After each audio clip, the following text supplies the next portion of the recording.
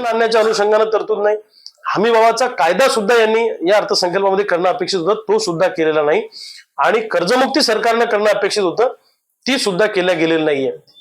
माझं तर म्हणणं असं आहे की 2014 पासून जेवढे काही अर्थसंकल्प झाले असतील, मोठमोठ्या घोषणा होतात, परंतु त्या घोषणांचं नंतर काय होतं याकडे कुणी मागे वळून बघत नाही.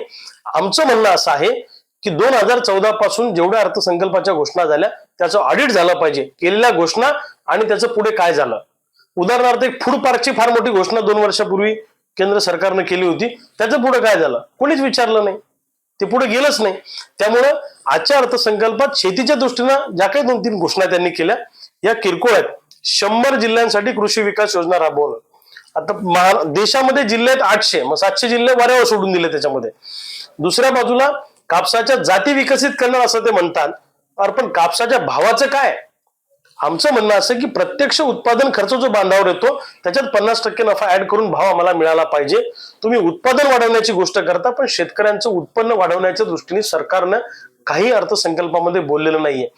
सरकारने असं म्हटलं की तेलबिया आणि कडधान्य आम्ही खरेदी करणार.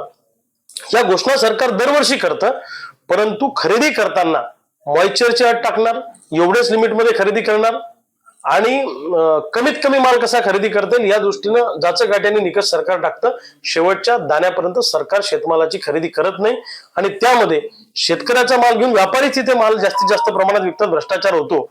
सरकारने ठोस जे करायला पाहिजे ते याच्यामध्ये केलेलं नाहीये.